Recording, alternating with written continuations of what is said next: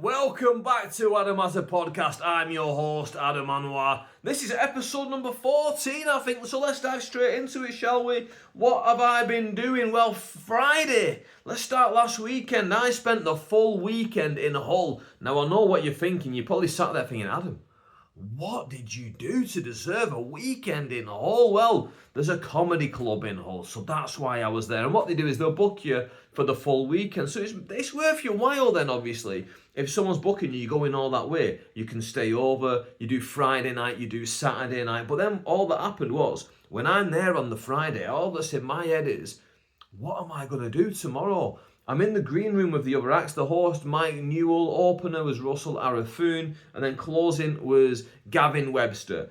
In the green room, in the midst of conversation, every time it comes to me, I'm probably like, I don't know what I'm going to do. What should I do tomorrow? What would you recommend? Is there anything to do here in Hull? That's all I'm talking about. I'm asking Russell. Russell's staying over.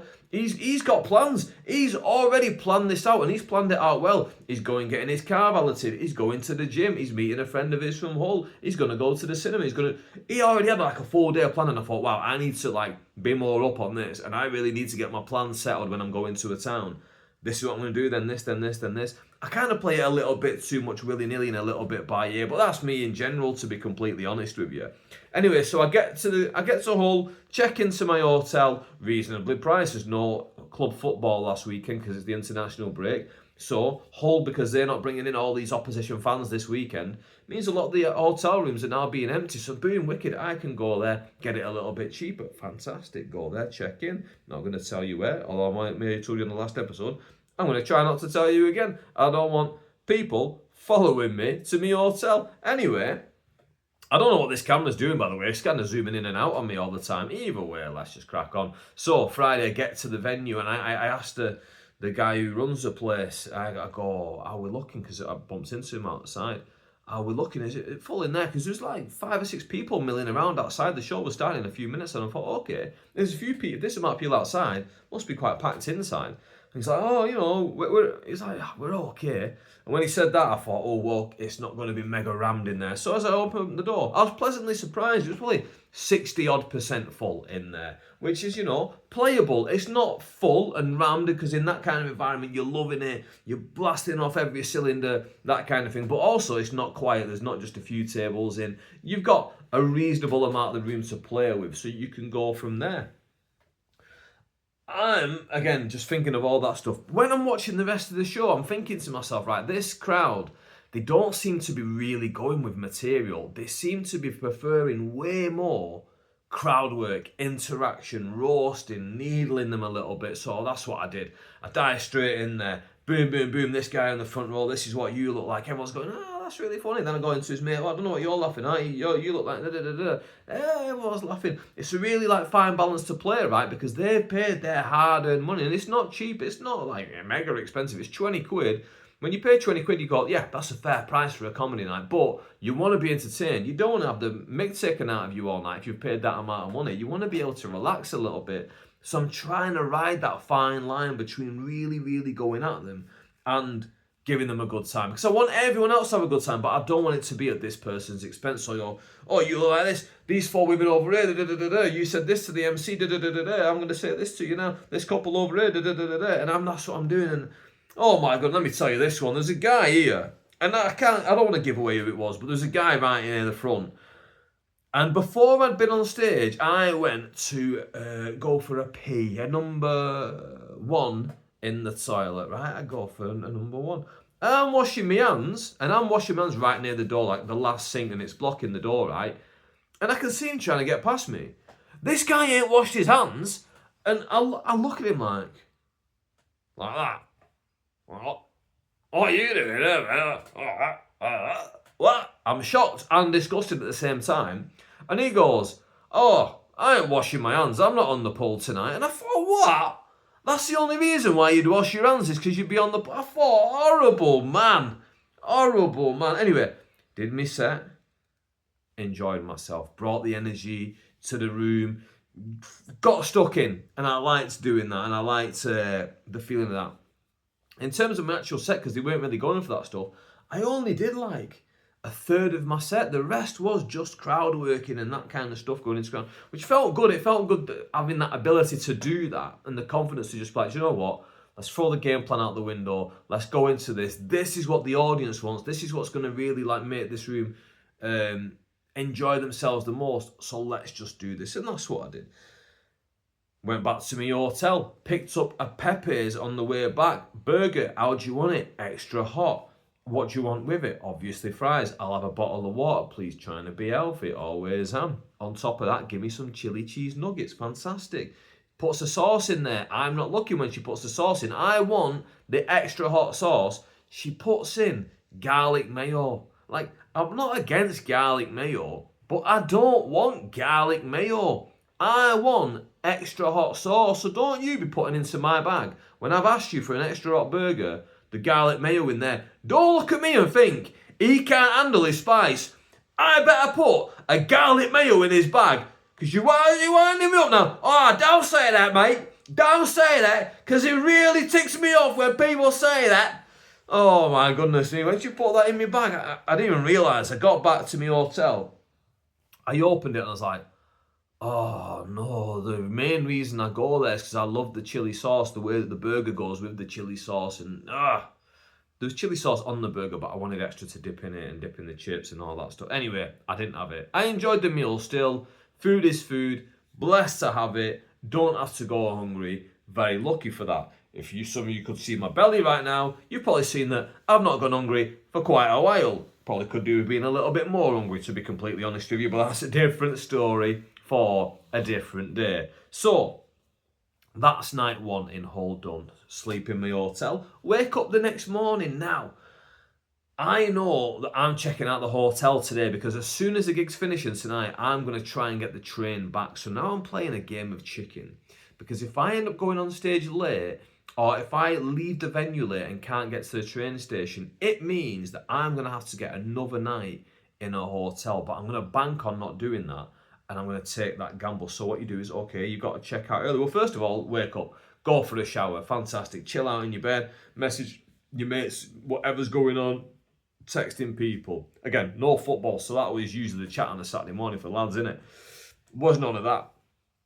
Decided why not jump on TikTok Live for a little bit. Went on TikTok Live, spoke to people for about an hour and a half.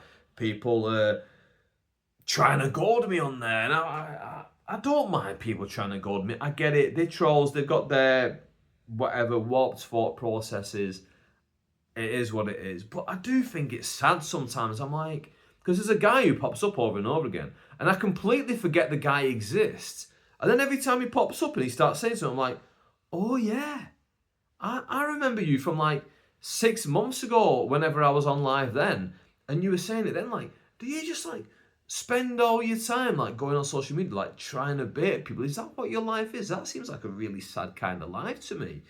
So it made me feel a bit bad for them, but at the same time, they're trying to troll you, so I'm like, I was like, listen, I'll give you a chance to apologise. If you don't apologise, I'm just going to ignore you. You ignore them. You keep seeing the messages pop up. After a while, they just leave the thing.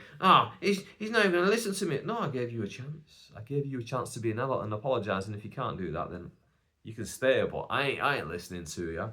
Anyway, did that. TikTok Live. That was great. I had good people in and like a lot of good people, and the comments are flying, and you're trying to read the comments going, what do you think of? And then it just flies off the screen and you go, sorry. And then they go, why are you not reading me comments? I wrote this 5 times now. You're like, bro, you try and read this, how fast the comments are going up and down the screen. It's solid to do that. Full respect to anyone who does that. But and then you get these people who just comment the same thing over and over again, but it's because they know it's going quickly and they want their comment to be seen, so they'll keep posting it until it gets answered. Quite persistent, actually, those people. I guess they're kind of good because they really like pump your video in the algorithm, because the more comments and likes and all that kind of stuff that it gets is better, innit?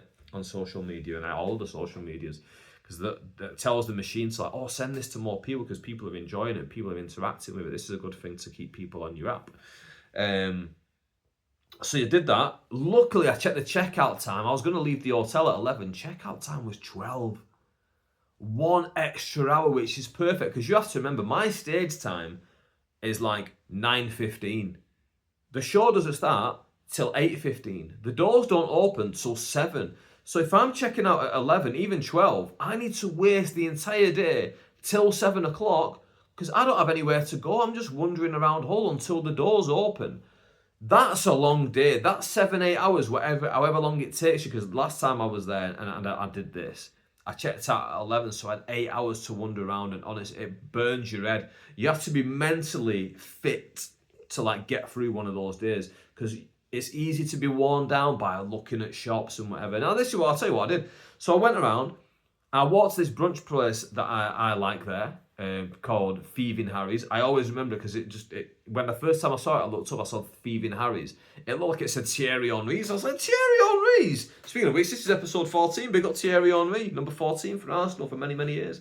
So anyway, I go there for brunch. As I'm going there, I'm walking through the supermarket. I keep saying supermarkets. I walk through the... What do you call them now? What do you call them? The mall. Let's just call it a mall. It's not a mall. Shopping centre. Walk through the shopping centre and I walked past Primark. I thought, you know what? Been a while since I looked in a Primark. Let's go in there. That'll burn 15 minutes. Went through there really slowly. Boom. Good. Knocked a bit of minutes off. Had a little look around. Also, you're looking going, well, if it gets a bit cold today, I can come back and buy this jumper. That's also very handy when you're on these away trips. So I'm walking around, by the way, with my backpack with all yesterday's clothes on, which sounds light. When you're carrying it for hours, it starts digging into your shoulders and you're like, oh, I can't wait to get this bag off my shoulders. Anyway, go from there. I finally go to the brunch place. I look around all the shops. I don't go into most of them. I just look from the outside. I go to the brunch place. I say to myself, right, Adam, waste as much time here as possible. Spend as much time here, sat there, playing on your phone, chilling out, eating your food, whatever it is, as you can. I managed to get about 75 minutes, an hour 15 it was. 75 minutes I managed to spend in that brunch place with my eggs royale, salmon, on a bit of sourdough. Is it hollandaise sauce, whatever it is? Either way, tasty, tasty stuff. Really, really enjoyed it. Had a good time with that. Salmon, eggs and bread. Yeah, that's all it is, right? Poached eggs, salmon and sourdough. Yeah. Really good time. Decided to get a hot chocolate. Why did I get a hot chocolate? Because this is what I was going to waste my time afterwards. We'll get to it in a bit. After that, I walked straight outside, sat down on the bench, and I wrote about 5 minutes of jokes about going to eat. Now, I don't think these jokes are any good, to be honest with you, but I thought, you know what? This will be a good exercise to do something, immediately write material about it straight away. So I did that, wrote for about 20 minutes, and it's about 5 minutes worth of jokes that I wrote there. And then I've still not done it, but maybe I'll go to an open mic in the next few weeks and just like try and knock it out and just try and see if there's anything there, if people are reacting, if it's good, how I feel with it as well. Because this is the thing with the open mics is you'll do jokes and a lot of comedians will only laugh at like certain things. So it might be stuff that has legs, but they might not laugh at. So you kind of have to figure that out for yourself as well. But I think if I'm saying it out loud in front of a crowd, I'll be able to feel where the laughs are and stuff like that. So then I can take it to like a more established crowd, a more established night, and try it there, and then again keep trying to kind of figure it out. So went and did that. Then I walked around more shops, went and got myself a coffee, and then I went to watch a film. I went to watch Ready or Not 2. Now I don't know if you've seen Ready or Not 1. The story of Ready or Not 1 is a woman who's a waitress in New York. She's about to marry a very wealthy man. She goes to his house and they say, right, because we're getting married, we're going to play a game. And she's like, oh, a game? This sounds interesting. And she goes, they go, pick a card. And she picks a card out. You know, like community chess, Monopoly.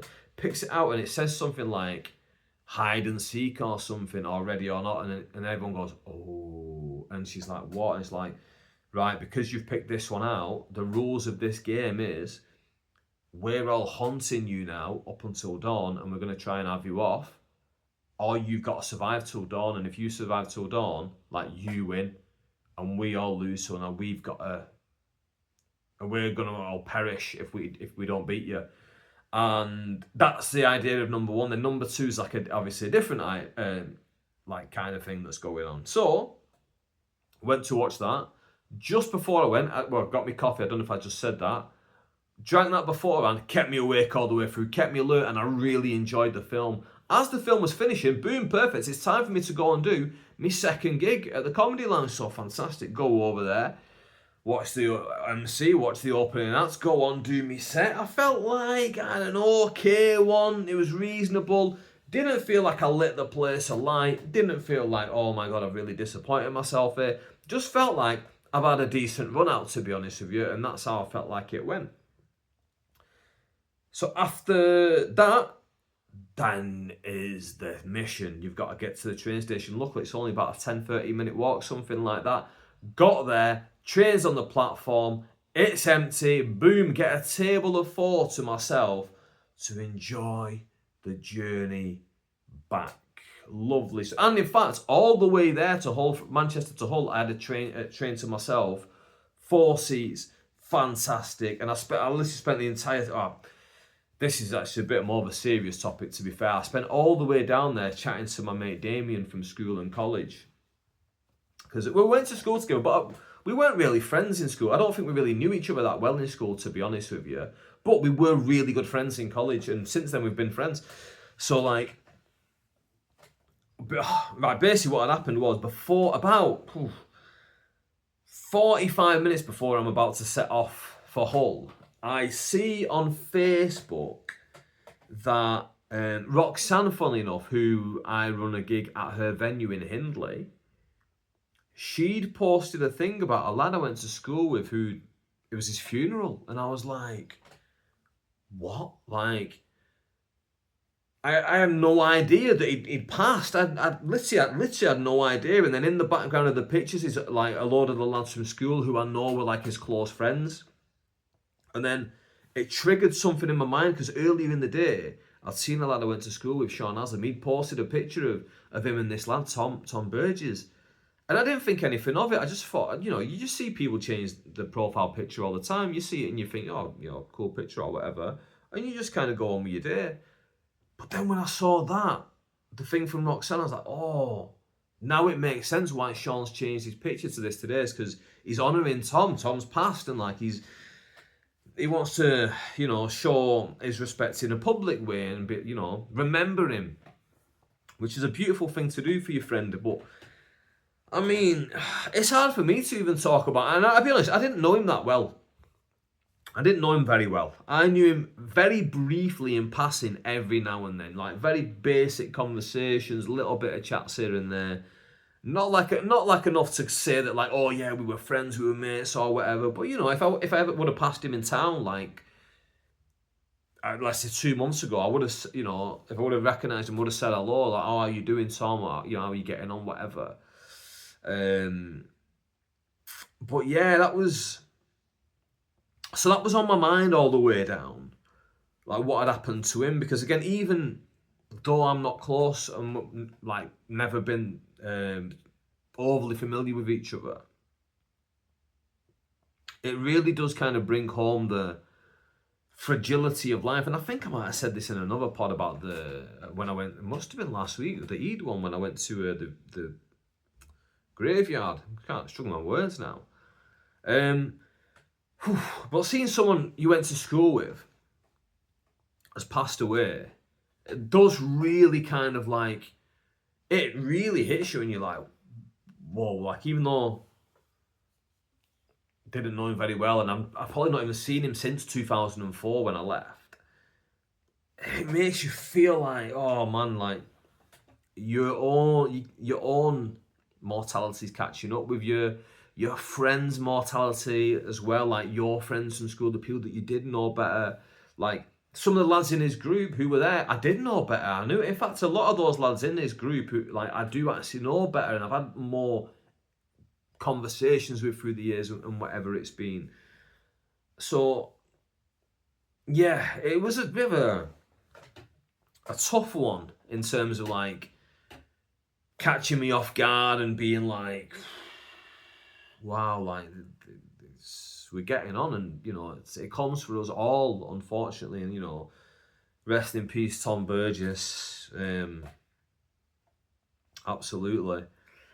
And yeah, that's what I was doing. Was I ended up, because when it happened, I messaged a couple of my friends and was like, oh my god, have you seen what's happened? And some of them had seen and some of them hadn't. Like I think I messaged about five people, so like the 5 people I'm probably closest to still, so it would have been Alan, Damien, Marcus, Sean and Wahid. I think those are the 5 people I messaged, and I was like, have you seen this? Like, seen what's going on?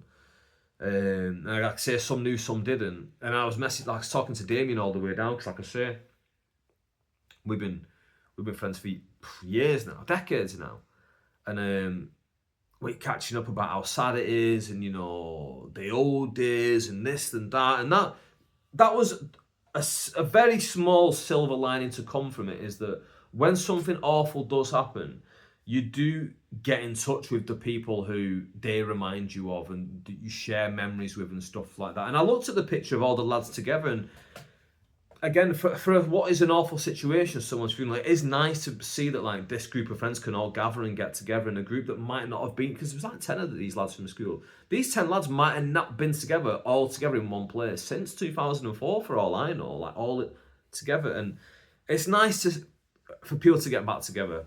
And again, try and find silver linings in awful situations. I feel like if you don't,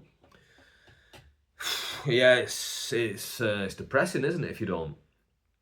But yeah, it really made me value life, and it also really made me value my friends and want to meet up with my friends again and spend time with them and be like, do you know what? We are getting older, and we should cherish like any moments that we can get together. And it shouldn't take like awful things for us to also get together and spend time and that kind of thing. But yeah, not a nice situation. Then, I mean, it feels weird going back into comedy now, to be honest with you, after such a heavy topic. But then I was back gigging yesterday, Wednesday night in Sheffield, so I was back to Yorkshire, gigging for Daniel Innes, who really big character. Daniel Innes brings like big fun energy to a room, and so I travelled down there with another comedian, Amy Albright. She was opening the show, and we were talking about this on the way back, that he's got this big like positive energy with the crowd, and when he's engaging with audiences, it feels very positive. Even like every comedian says like whatever to audience members now and then, it always feels positive, like in a positive way when he does it. Anyway, so it was Dan's gig. We were at Haggler's Corner in Sheffield. Amy was opening. Honestly, a little bit interesting. They were a little bit tricky, I thought, that audience last night. So I'll tell everyone else who was on. Thornley Pogson was on, which Thornley did the best I've ever seen him. I thought that. I'm going to send this to you, Thornley, because I publicly want to give you your flowers.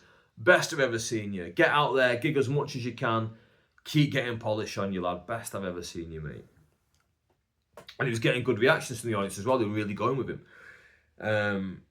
Second section was Wendy, and it was, I've forgotten his name now. Apologies. There's a fella from Hull. And he did like one-liners, and then he played some guitar. And then I closed the show. Now, we started half an hour late. The show was running a bit long. I think the place is... I won't go into that stuff. But either way, I got off stage very, very late. I got back like... quarter to 1 in the morning I got back. So it was a very long night. Again, interesting crowd. They were going with material, but like I just did a lot of crowd work with them, and like I'll be honest, the mood changed, and it was very weird just before I got on, because one of the lads in the audience, his mate had told him to park in a certain place and like pay for 3 hours, and then the show had lasted longer than he'd been parked there for longer than 3 hours, and then like he was now panicking that he was going to get a ticket on his car or whatever, so there was like a bad vibe, and everyone, like, it's distracting everyone, so like I had to address that and I had to go into it, and then I thought, sack it, I'm in this zone now, so I just carried that energy, and I was like, let's talk about this, let's talk about that, let's do this, let's do that. Mel did like my little bits in between and stuff like that, and I had a fun time of it, but yeah, it was a late one. Luckily, it's a bank holiday weekend now, but no rest for the wicked. I've got like a big weekend coming up, so Friday I'm going to be at Creatures Comedy Club in Manchester, Northern Quarter. I'm on with Ishan Akbar, Tom Lawrenson, and who is MCing? I'm not sure who's MCing actually. I'm not sure who's MCing that gig. But yeah, Tom Lawrenson and Ishan Akbar are either side of me. And then Saturday I'm going to be at... I think is it called the Chorley Theatre, something like that, for Manford's Comedy Club. And this is one that I love doing, the Manford's Comedy Club gigs. I love doing the Manford Comedy Club gigs. theatre, audience all there. We all know what we're doing. Boom, let's get going. Let's have a laugh. I cannot wait to get stuck in with that audience. And the Creatures one, to be fair, but the Manfords one, Chorley. I got a woman who I used to work with. She's coming. She's bringing like 8 other people with her. Like, she's making a real day of it because it's Easter bank holiday weekend as well. So, like, you know, they're all getting together. It's a thing to do. So it's nice that I'm part of helping them get together. Now, touch wood, I have a good performance, because can you imagine she brings all these mates and family members and I just absolutely poo the bed, and they'd be like, bloody hell, pal, your mate up there, he ain't very good at all, is he? So yeah, hopefully I have a good gig. I'm filming something actually Saturday morning, can't talk too much about. They've requested privacy and not to tell anyone, so I'm not telling anyone, but that'll be fun. It should be fun at least. I'll tell you this much, it's something where I'm not going to be playing myself. I'm going to be on this thing and I'm going to be playing a character. Let's just put it that way. And we might see the return of Rocky Hussein, bro. Let's just say it like it is, brother. Rocky Hussein might be coming back out from retirement. Yeah, you saw him in the pandemic if you've been following me for years and that, innit? But he could be back now and back better than ever. So keep an eye out for Rocky Hussein coming up on the internet and that. So yeah, that might be coming very, very soon. And Sunday then, I've got a gig, and it's somewhere in Bolton. It's a daytime gig. Not really sure where, but it's one of the, like, a lot of people going, where is it? I'm like, I don't know. They're like, well, how do you not know? I go, they'll message me like a day or so before. That's Louis Morrison, Banter and Beers. He doesn't need to tell me in advance, and especially because I'm from Bolton, I don't need to make many plans. Hopefully it's walking distance from me. I'll just walk it there and like have a nice little stretch of the legs, and hopefully, again, touch wood, it's going to be beautiful weather. So that's like a thick, busy weekend coming up. And then Thursday next week, I'm hosting at Easy Cafe in Altrincham, so that will be fun. I had a really fun time last time I went there. Really, really fun time last time I went there. So I'm hoping again it's going to be good this time. And it's Easter. It's Easter as well on top of all that. Now, I feel like Easter when you're a kid is way more fun, because obviously you're getting eggs off people. And in those days, my grandparents were alive, so my grandparents would buy me an egg. My mum would buy me an egg. Maybe a family friend would buy you an egg as well. So you might have like 2 or 3, or maybe my brother, because he's like older than me. I'd have a few Easter eggs to be going through. Nowadays, I'm lucky if I get one, to be honest with you.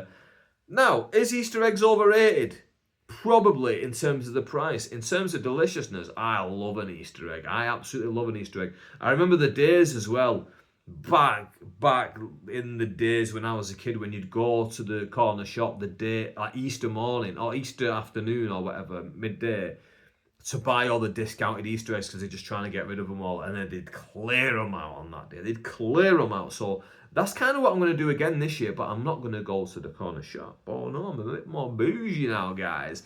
I'm a bougie council estate boy now, brother. I'm going to go to Hotel Chocolat. And the only reason I'm going to go to Hotel Chocolat, because at Christmas, my brother gave me a £50 voucher for Hotel Chocolat. And I thought this all the way through. I thought, do you know what? I'm going to spend this at Easter, after Easter, when all the Easter stuff is discounted. Because why pay £50 for a box when in 2 weeks, because I've got £50, yeah? So why pay £50 for a box when I can spend £30 on it? Like, I'm going to eat the same chocolates. It doesn't matter to me when I eat them. I mean, don't get me wrong, I'd rather eat them sooner rather than later. It's got a proper sweet tooth, me. But it doesn't really matter when I eat them, does it? So I'm going to get that after Easter, go down to Hotel Chocolat, try and pick up something on discount with me £50 voucher. Also, I bought him £50 voucher, full enough for Hotel Chocolat, and I lost it. I don't know where it is, so I'm hoping somewhere in my house one day I just stumble around, I'll see him between 2 books. I'm like, what's that? Then I go, oh, so yeah, hopefully I find it, but if I don't, then that's £50 down the Swanee, because I ended up buying him a second one in the end. So yeah, not ideal. So that's Easter coming up. That's my thoughts on Easter. I do love a bit of chocolate though. What's your favourite Easter egg? This is a good question. Also, what I love about Easter, mini eggs. Cadbury's mini eggs when they come out at Easter. Are you kidding me? Also, you're kidding me? The amount of people who try and rip them off and can't get anywhere close to the flavour. Cadbury's mini eggs are absolutely banging, and I don't know what they're putting in them. Goes on them shells, but it's absolutely delicious, top to bottom. Even the spiky shells, when you bite them and it stabs into the top of your mouth, you're like, nah, I forgive you. I forgive you. Because I really, really love you, Cadbury's mini eggs. Cream eggs, used to be a fan of cream eggs, not so much anymore. Interesting that I've gone off them over time. Yeah, that's an interesting one. But yeah, what's your favourite Easter egg? I'd love to know that. I think mine probably is the mini egg one. Now, was it last year or the year before? I tried the one with the mini eggs in the shell. It's not mini eggs in the shell. It's essentially those mini Smarties. Remember when they did mini Smarties years ago? It's essentially those. Not the same as mini eggs, mate. I'm sorry, I am. But it's not the same. You're not fooling me with that ever again, Cadbury, unless you make it a bloody shell this thick and they can fit mini eggs in there. I ain't buying what you're putting down, to be honest with you. What I've never had, though, I don't think I've ever had a Hotel Chocolat Easter egg, so that might be something that I do have a little look into, and I go, oh, you know what, I might have a little bit of that myself, so that could be what's on the agenda for Monday. Should I go on Monday? Is that cheeky going on Monday? Should I go on Sunday? Should I go after my gig on Sunday? If it's close to Bolton Town Centre.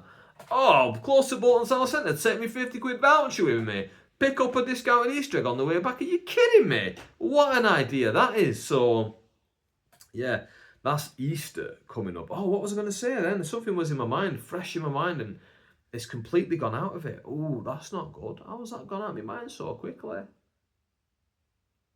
Easter, bank holiday weekend. Oh, this is in my mind actually. Poland. Everyone knows my mum's Polish. Everyone knows, and if you didn't know, I've made it very clear online. I've talked about it publicly. I've talked about it many, many a times. It's probably a very Polish rug behind me. It's my grandmother's rug. I hope you enjoy it as much as I enjoy it. Because I'll be honest with you, when I was a kid, I used to think this is an ugly ass rug, and then over time it reminds you of my grandma now, so I'm like, no, I love this rug now. Anyway, Poland, they're out of the World Cup before it's even started. The World Cup qualifiers, and I ain't going to talk too much about football, but I'm going to talk about being Polish. The World Cup qualifiers finished this week. They had the last round of them, and Poland got knocked out by Sweden. And Victor Gyökeres, who's been a laughingstock in the Premier League this year for the most part, although he has done okay, he scored a couple of goals here and there, maybe about 8 in the league. He's doing all right, but he turned up when it mattered, didn't he? He turned up when it mattered and knocked Poland out of the World Cup. So Sweden are off to the World Cup. Poland are back home, crying into their kielbasa, crying into their pierogi. Oh, I've had bare racist Polish people in my mentions this week going, you're not Polish, you'll never be one of us. And I just factually say, yeah, I am. Cry about it. Cry more. I don't care what you think. And I don't, because I think when I was younger, this kind of thing would have got to me. Like, when I was, maybe even in my 20s, maybe. But now, that doesn't, I know that there's bigots out there and they've got their own opinions on what I am and where I'm from and this kind of thing, and yeah. So I've had them in my comments. I'm like, have a day off, lad. Have a day off. It doesn't matter what you say, how Polish I am. I'm Polish. So don't mess with me. At the same time, I'm Pakistani. At the same time, I'm English. At the same time, I'm British. At the same time, I'm a Muslim. At the same time, I'm Boltonian. I don't discredit any of my my background stuff, and I like to put it out there in the forefront. But yeah, Poland out of the World Cup. It's not good for us Poles. But if there is one good thing that comes of it, all those Polish bigots who were giving me crap, they ain't laughing now, are they? They're going to be sat at home watching England in World Cup. Yeah, that's that. I do get really excited for the World Cup. I've already blocked all the England games out of my diary, so I'm not going to book any gigs. Because let's be honest, if there are any gigs that day, who's even going? I can't see it being a full house if England are playing on TV. Everyone's going to be staying at home or going to beer gardens or big screens at the Triangle in Manchester and all that. Oh, the Triangle in Manchester. The amount of times I spent sat outside there as a kid. And every now and then they'd put a big screen up there and then they'd take it down and then put it back up and take it down. And I feel like now again, maybe there's not one there, but they'll probably put one up for the World Cup games and stuff like that. But I used to love sitting on there as a kid, for whatever reason, as a teenager, when I was in college and stuff like that, and you'd go with your friends into town. Used to love sitting outside the Triangle, either on the Urbis Gardens. That's where all the creepy weirdos hang around, to be honest with you. My creepy weirdo friends as well, like Vanessa and Vicky, you big creepy weirdos.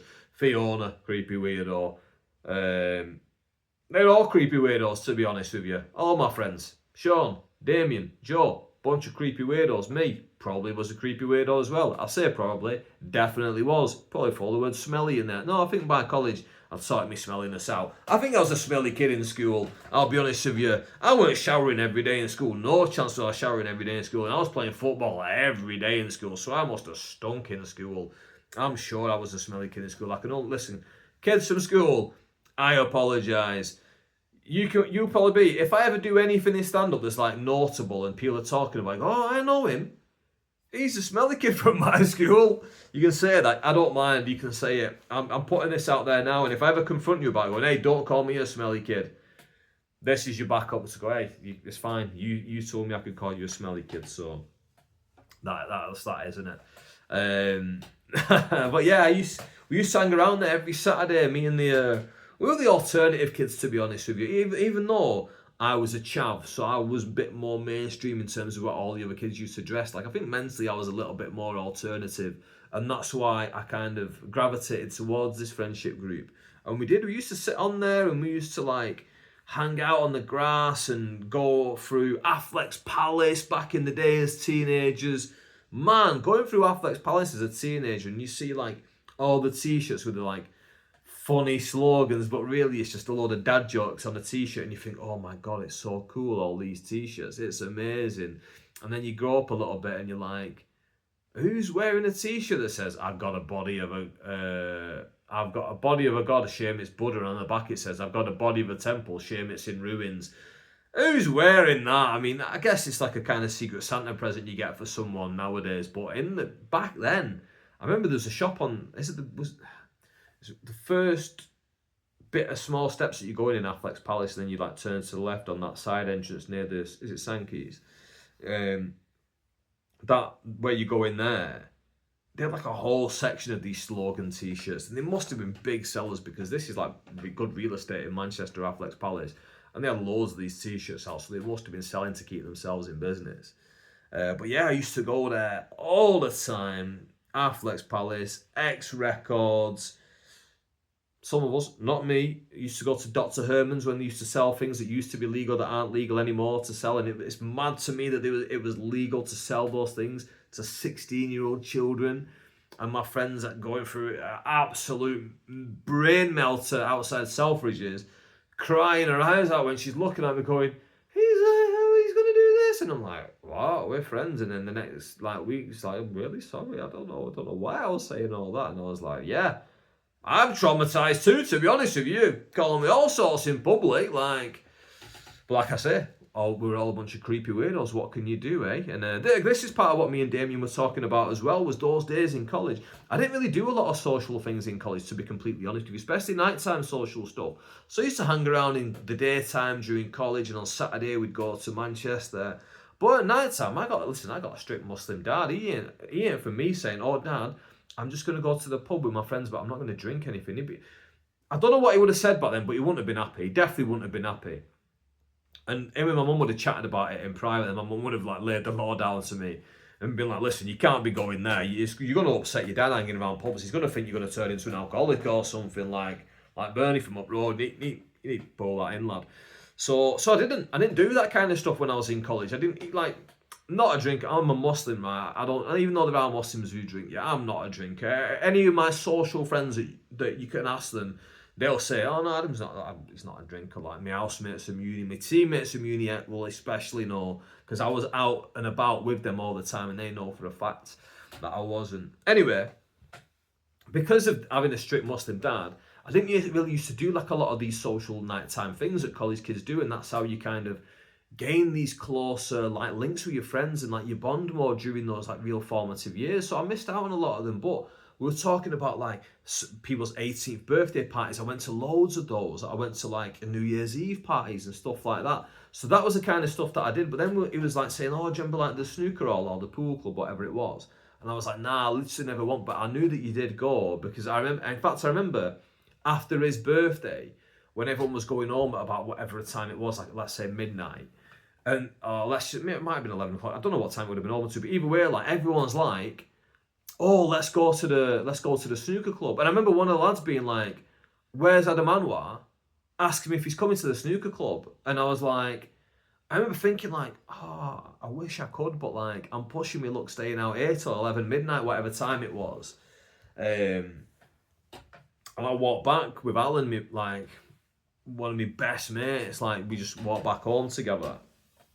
And this is another part of it is all the fallout from what happened with the lad from school, Tom, is I put out on Facebook, does anyone have our year 11 school picture? Because I've got a feeling that, I know I'm stood next to Rob Davis is on one side of me, and I've got a feeling that he's on the other side of me because he was a tall lad, and us tall lads, they put us all together.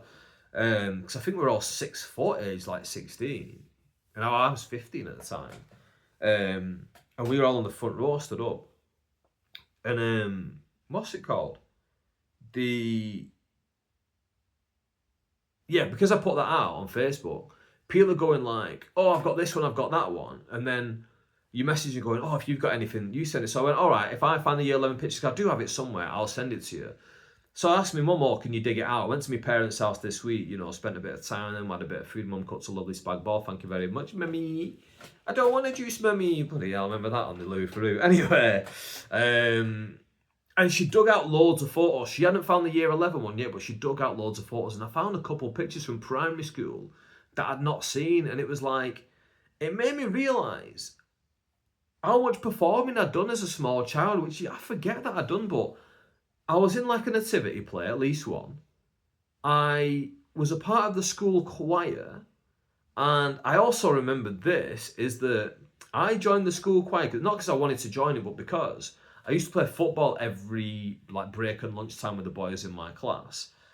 And when they came around and asked who wants to be in the choir, all the boys who were playing football put their hands up to be like, I want to join the choir. And I was like, well, if you're going to go on dinner time, who am I going to play football with? So I'm just going to be out there on the playground by myself. So I put my hand up, I said, I'll go and I'll join the choir. Anyway, I don't know how long it took, but over the course of weeks, months, whatever it was, all the boys started to drop out and quit. So these boys would have been like Chris Brewer, Ryan Mason, Ryan Wardle. I don't know if Alan ever joined it actually. But I remember the straw that, because I wanted to quit. When all these boys are quitting, I want to quit as well. Because the only reason I've done it is because I've got no one to play football with. Now everyone's back out there playing football. Now I'm the one stuck inside in choir while they're all playing football. So it doesn't make any sense. I need to quit and get back out there playing football because that's what I wanted to do. Anyway, I stuck with it because I had Carl left. Carl was left with me again. Carl, one of my best mates when I was a kid. And this is a thing that like really hit me over the last week, was like how close me and Carl were. And I'll get into like little bits of it. But I remember Carl quit, and when Carl quit, he was the last of my friends in the choir. So I had no one left. So then I told my mum, I want to quit. When she asked me why I wanted to quit, I wasn't eloquent enough to say, all of my friends have quit, so I've got nobody left. I only joined because I wanted to play football. I couldn't explain that to her. Excuse me, so I just said, oh, Carl's quit, so I want to quit. She said, no, you can't just quit because Carl's quitting. Because we were like really close friends, me and Carl. Like definitely one of my best friends back in those days. Absolutely. And not like we ever had a falling out or anything. It's just like after high school, Carl ended up in the army. So I've only seen him once since high school when I bumped into him in about 2012, 2013, walking around Bolton. But otherwise, still got a lot of love for him, right? So, anyway, so I tell my mum, oh, no, I want to quit because Carl's quit. No, you can't quit because Carl's quit. Anyway, my mum and Carl's mum were friends. So I'm assuming my mum said something to Carl's mum like, oh, Adam's thinking of quitting. I don't know if she said, oh, can you have a word with Carl or whatever she said. But either way, Carl's mum, bless her, gem of a woman, she's now said to Carl, listen, you've got to go back to choir because Adam's going to quit because you're quitting. And bless him, Carl came back to school the next day and sheepishly was like, I'll go back to the choir if you want to go back. You don't have to quit because I'm quitting. If you want to stay in, I'll stay in with you. And I was like, no, I wanted to leave as well. It's just you leaving has given me like the courage to now also be like, I can leave as well. I want to leave as well. But I remember even that day as like, whatever it was, 8 years old or something, being like, do you know what? He is a proper friend. The fact that he's done that, his mum spoke to him, my mum's spoken, whatever. The fact that he's come along and been like, you know what? If it's going to affect you, I'll do it. If it helps you, I'll do it. As an 8-year-old boy, Carl always been, even at primary school, right? A very, very loyal kid, this mate Carl of mine, right? So I don't know if I'm going to share this to him or not. It feels a little bit too like vulnerable, like talking about how much like I valued this friendship from back in the day. But yeah, I remember one time, right? Me, Carl, and Michael Masters. That was the trio. Me, Carl, and Michael Masters. We were like three best mates. Me, Carl, and Michael. And we used to spend like all our time together, right? In school, out of school, like hanging out, knocking about with each other. Three little feral kids off a council estate, just like boys. So we're walking to our mate Danny Derbyshire's house, and he lived about from our estate, because us three lived on the same estate. He lived about maybe about a 7-minute walk away, so it wasn't very far. In hindsight, probably further than our parents would have been comfortable with us walking at like 8-9 years old, whatever it was. But we just did, because we were kids and we were fearless. We were boys. We were three little, like I say, feral boys of a council estate, thinking, what can happen to us? It was three boys, man. Who's gonna stop? Anyway, we're walking past the school, and as we're walking past the school, we see our head teacher's lights on in his corner office. Mr. Brown. Yeah, Mr. Brown. We were vindicated later on, but let me just tell the story. I don't know what possessed us. We just start shouting out swear words about Mr. Brown. Mr. Brown isn't, Mr. Brown isn't, whatever it was, we're shouting them out. The three of us, we're having a right giddy time. Me, Carl, and Michael having a laugh, shouting it at the window. He ain't deaf. It's only single glazed windows in those days. So he's looked out the window. He's seen us running off, but he spotted Carl. So we thought, anyway, we don't know this. We go play out with Danny Derbyshire on his estate. We're having a good time. 4 of us knocking about. Some of Danny's mates from that estate. Cool. All having a fun time, right? Next day in school comes. And on dinner, Carl has been pulled by the headmaster.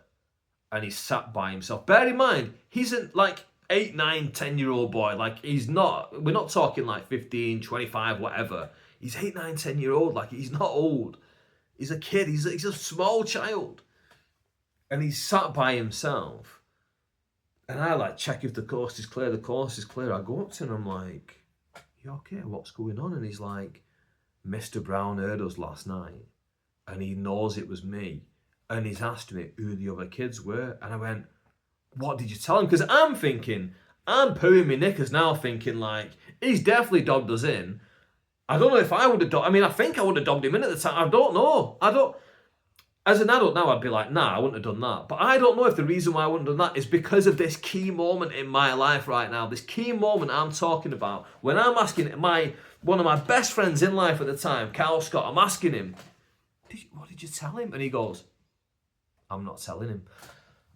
I was like, you are my boy. You are. This is friendship right here. For an 8-year-old boy to be like, nah, I ain't grassing you up, bro. You're good with me. I'm going to take it for everyone. An 8-year-old boy, I'd be crying my eyes out. I'd be like, no, it was Carl and Michael's idea. It wasn't me, I promise you. I think you're amazing, Mr. Brown. Turned out he wasn't amazing. Turned out Mr. Brown was a paedophile. He got convicted of it, apparently. Again, this is only apparently because I don't remember the full story, but I'm pretty sure he got convicted of it. So yeah, vindicated it in later years that Mr. Brown wasn't. In fact, we probably didn't go far enough with the words that we were shouting at him, to be fair, back in those days. But yeah, bless Carl. And again, this goes back to like not realising. When you're an adult and you don't really look back at your childhood that deeply that often, and if you do, it's always about family or that kind of thing, right? Or whatever. But when I was at my parents' this week, there was a picture of us from nursery there. And my mum, so my dad had sold his car this week. So my mum, when I get there, it's only my mum, their dad's out. When I'm there, Mum's looking at the picture from primary school, and she's like, how many of these kids do you remember besides Alan and Carl? So in my mum's mind, out of all these kids, those are the key kids, like, for me, like, in the friendship group, in terms of who she would even remember. Then when my dad, and it didn't really surprise me because, like, Alan lives on our street, so, again, she's known Alan's parents for decades now, since before me and Alan were alive, right? And then, on top of that, she's always been friends with Carl's mum, like the story I told you before. Anyway, and is this interesting at all? Am I just blabbering on about, like, my youth? Is it interesting? I don't know. You're going to have to tell me if this is any kind of interesting. Anyway, when my dad's come home after selling his car, he just picks it up on the side and goes, oh, look at this. There's Carl and Alan. And, like, again, it doesn't surprise me that he remembers Alan, because Alan's parents still live across the road. Like, of course he'll remember them. But the fact that they both remember Carl so well, like, really, like, hit me, like, how close we were back then. And it kind of was flooding back all these kind of memories. And, like, me really appreciating him. And me really appreciating the friendships that you have. Because when you're a kid, I guess some people don't have close friendships and stuff like that. They don't have those people that they can rely on and stuff, and you just forget. So yeah, very, very appreciative of it. Again, I don't know if any of that was interesting, but these are the things that I've been thinking about this week, to be completely honest with you. Really looking back at my friendship group, I'd love to see all my friends again. I'd love to, like, we had a school reunion like 2 years ago. I'd love to have another one. We left primary school in 99. I might look into, it's only 3 years away, I might look into having, like, a big primary school celebration, like, try and get everyone back together from primary school. And if I can do that, I think it would be amazing. Don't know how many people I could get, but I guess any's better than none. And maybe I'll just fund it as well. I'll just go, do you know what? I'm not bloody rolling in dough or anything like that, but I think for the sake of me seeing my friends, I'd happily pay a couple £100, get everyone together, get some food in or whatever, get some pizzas ordered, whatever it was, and, you know, maybe go to the cricket club near our school like we did for our high school reunion, and just have a good old catch up and stuff like that. Maybe I'll have a little think about that. But yeah, very reminiscent this week's podcast. I've been reminiscing a lot, and again, all comes from a terrible thing happened. You know, a lad losing his life is awful. I really do feel for his family, and that was part of what I was thinking as well before. And it's like, I remember his brother. I remember playing football with his older brother, and, like, you just think, what's his brother thinking? And the reason why Roxanne, going back to the very beginning, why she put this online was because she was best mates with his sister as a kid, so she knew him intimately as well growing up. So you think about not just the parents and the whatever, aunties, uncles, whoever's left is like whatever they're feeling, but the siblings as well. Yeah, really awful, really awful. Yeah, I think I'm gonna call it there. I have enjoyed going down memory lane. Like I say, I think this is the meaning of life, is to kind of look at the beauty in things, even when faced with the negative, and don't take away any of the negatives. The negatives are bad, they are awful, but then you need to look at and go, the beauty, the reason why it's so bad and so tragic that this lad has died is because life is so beautiful, and we get to spend these times and these moments with each other. I won't keep going on anymore. If you've enjoyed this, hit the follow button, share it with a friend. Maybe drop me a comment if you've enjoyed it. If that was interesting, maybe it wasn't. I don't know, but that's been on my mind. So I'm happy. I'm glad that I could talk about it. To be honest with you, maybe it's therapy for me. They do say that a podcast is a man's therapy, don't they? Maybe that's what it is for me. Maybe I'm lying to myself when I say this is to help me with my stand up. I don't know, but either way, thank you guys. I'll see you next week, every Thursday, back with new episodes. See ya.